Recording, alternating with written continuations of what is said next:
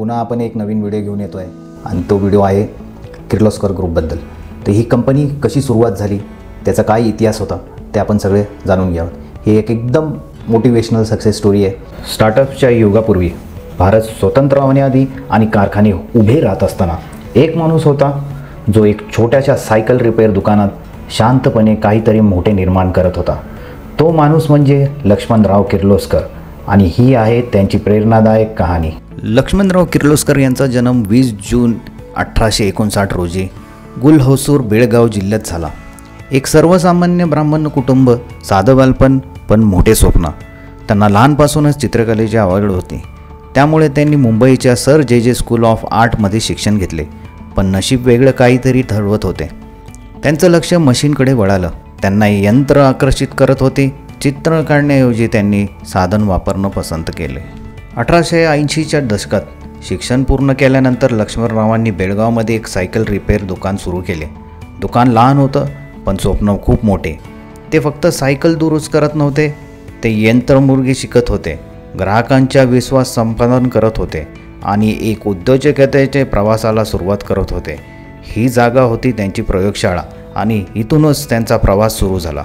त्या काळी शेतकरी लाकडी नांगर वापरत होते, जे सहज तुटायचे आणि प्रभावी नव्हते। लक्ष्मणरावांनी एक नवा उपाय सुचवला, लोहांचं नांगर। पण शेतकऱ्यांना भीती वाटली, काहींना वाटलं लोखंड जमिनीत आग लावेल। पण त्यांनी हार मानली नाही। ते स्वतः शेतात गेले, प्रत्यक्ष दाखवून दिले आणि हळूहळू लोखंडी नांगरांचा स्वीकार होऊ लागला। 1910 साली महाराज औंधच्या मदतीने आणि स्वकष्टाने त्यांनी सांगलीजवळ एक छोटा कारखाना सुरू केला। त्या ठिकाणाचं नाव ठेवलं किर्लोस्करवाडी। ही होती भारताची पहिली औद्योगिक टाउनशिप। कामगारांसाठी घरे, पाणी, शाळा आणि आरोग्य सुविधा। कामगारांना माणूस म्हणून मान देणं हेच त्यांच्या व्यवस्थापनाचं केंद्र होतं। त्यांनी आपला व्यवसाय किर्लोस्कर ब्रदर्स लिमिटेड म्हणून नोंदवला। या कंपनीने शेतीची अवजारे, पंप्स, इंजिन्स आणि अन्य यंत्रसामग्री तयार करायला सुरुवात केली। पण संघर्ष संपला नव्हता। ब्रिटिश स्पर्धा, आर्थिक अडचणी आणि सामाजिक विरोध, तरीही ते चालत राहिले।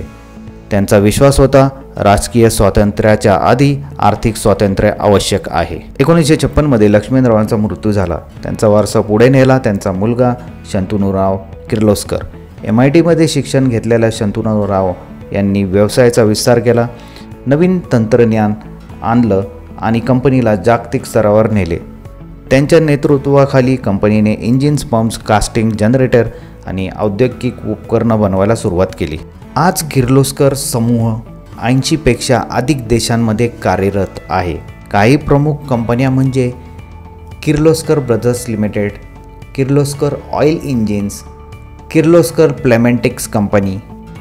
लक्ष्मणराव किर्लोस्कर यांचं जीवन सांगतं, मोठे व्हायला संपत्ती लागत नाही, लागतं एक स्पष्ट दृष्टी, साहस आणि सातत्य।